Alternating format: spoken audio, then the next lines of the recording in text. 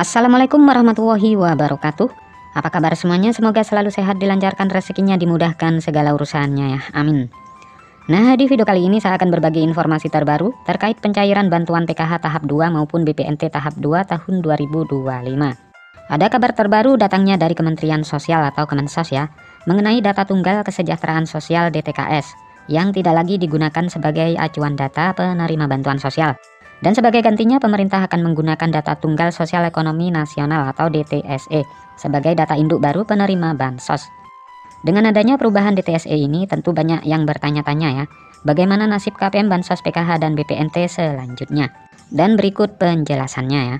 Maka dari itu, simak terus videonya sampai selesai agar supaya tidak ketinggalan informasinya. Nah, seperti yang kita ketahui bersama, bahwasanya penyaluran tahap 1 ini hampir selesai ya, baik penyaluran PKH dan BPNT. Sementara penyaluran tahap 2, baik PKH maupun BPNT ini menunggu data DTSE. Setelah penyaluran tahap 1 selesai, ini akan dilanjutkan dengan tahap 2 untuk alokasi April, Mei, dan Juni. Namun pada tahap ini, data penerima sudah menggunakan DTSE ya. Data penerima lama tidak digunakan. Jadi data penerima lama dari DTKS tidak akan lagi digunakan pada pencairan tahap 2. Artinya akan banyak nama baru yang muncul sebagai penerima bantuan sosial. Nah, data penerima baru akan diambil dari DTSE yang dianggap lebih akurat dan relevan dengan kondisi terkini. Perubahan data ini tentu akan berdampak pada sebagian KPM PKH dan BPNT yang selama ini menerima bantuan. Ada kemungkinan sebagian dari kalian tidak lagi menerima bantuan ya, karena tidak masuk dalam data DTSE. Jadi selalu pantau informasi terbaru dari Kemensos ya terkait pencairan bantuan sosial. Dan pastikan data diri kalian sudah terdaftar dan valid di DTSE.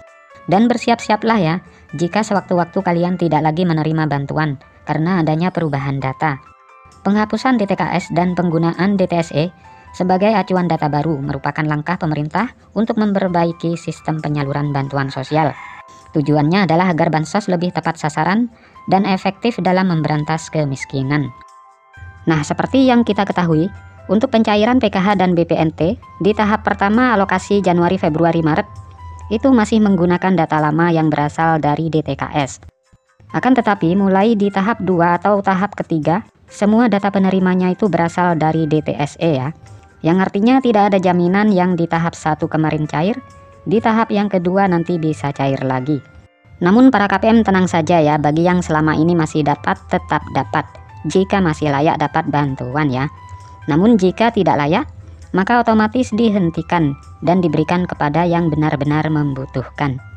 Nah, untuk jadwal penyaluran bantuan PKH tahap 2 maupun BPNT tahap 2, ini akan kembali disalurkan di antara bulan Mei dan bulan Juni tahun 2025. Sementara untuk waktu tanggal pastinya kita tunggu informasi selanjutnya. Nanti kalau sudah cair, pasti saya informasikan. Nah, jadi itulah informasi yang dapat saya sampaikan, semoga bermanfaat. Sampai ketemu di informasi-informasi selanjutnya. Assalamualaikum warahmatullahi wabarakatuh.